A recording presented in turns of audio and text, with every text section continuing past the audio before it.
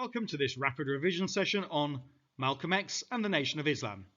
This isn't supposed to be an exhaustive history of both, but it will give some introduction to the main themes and the main events. So let's get into it. Firstly, some key words and terms which are relevant to this. Black Power. This was a phrase used by groups that felt that non-violent protest hadn't worked, and it's linked to pride in black culture too.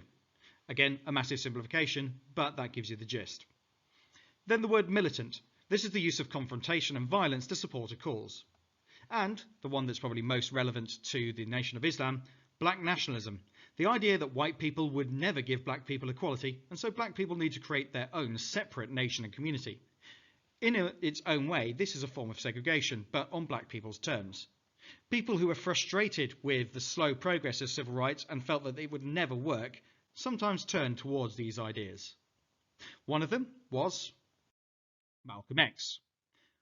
Born Malcolm Little, but he got rid of that name as that was judged to be his slave name.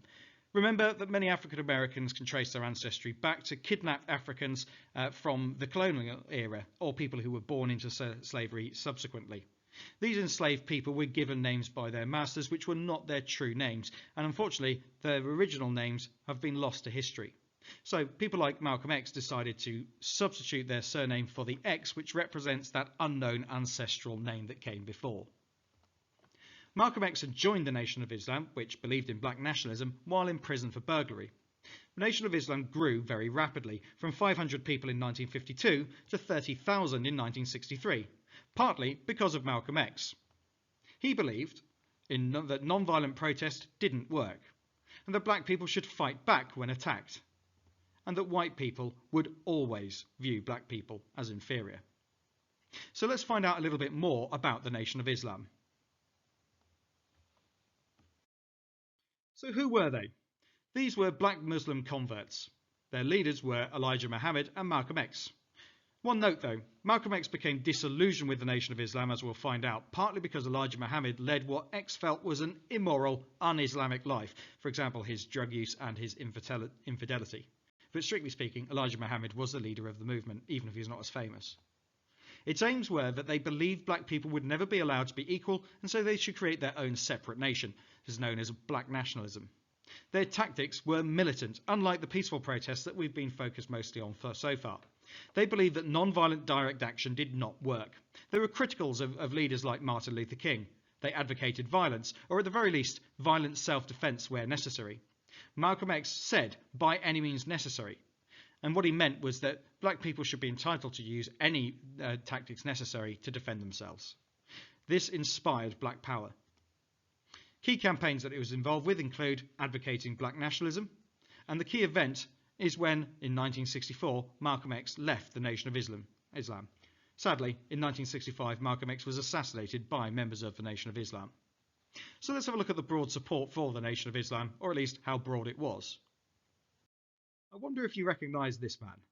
He's one of the most famous men of the era, and probably the greatest boxer who ever lived. Here we see Malcolm X with heavyweight boxer Cassius Clay, or rather Muhammad Ali, as he's far more famously known. In 1964, Cassius Clay changed his name to Muhammad Ali. This was a representation of his conversion to Islam, but also a rejection of what was seen as his slave name, a bit like what Malcolm X did. Ali joined the Nation of Islam, but later changed his mind about the direction that they were taking, somewhat like Malcolm X, as we'll see. He left and later supported racial integration and campaigned against conscription in the Vietnam War, claiming it was a white man's war in which black people were dying. Indeed, he suffered a lot of discrimination and lost a lot of sponsorship from his refusal to accept being drafted. So what happened later? Malcolm X was a man who was quite a lot under threat. Malcolm X went to Mecca in 1964 after leaving the Nation of Islam and setting up his own group. Whilst on this Hajj pilgrimage, his views changed. From 1964, he believed more that integration might in fact work, and that working with other groups like SNCC and CORE could actually help bring equality. He also began to believe that some white people were willing to help. However, we'll never know exactly how far he would get with these aims because of his death. In 1965, Malcolm X was giving a speech when 3 Nation of Islam members stormed in and shot him 15 times. After his death, his followers again focused on his earlier militant beliefs. This hadn't been the first time his life had been threatened. In this famous photograph here, we can see Malcolm X, armed with a carbine, looking out of the window and trying to protect his family. Some final points then. The Nation of Islam was one group that believed in black nationalism. Malcolm X became one of its most vocal and recognisable representatives, speaking eloquently and militantly in favour of black nationalism. This was very different from the peaceful non-violence of people like Martin Luther King. However, Malcolm X later moderated his views and became less militant, but he was assassinated by Nation of Islam members in 1965, so we'll never know truly what difference he might have made. Anyway, that's the end of this video. It's given you an introduction to the Nation of Islam and Malcolm X, but there's so much more that you could learn, and I urge you to do so. Check out some of Malcolm X's speeches as well. Even if you don't like what he's saying necessarily, they're very well delivered and they're very powerful. Worth a watch. He's also very confrontational with the way he speaks. But for now, that's the end of this video, and I hope it's been useful for you. If it has been, please subscribe to the channel and like the video. Other than that, I'll see you next time for another video on this topic. Goodbye.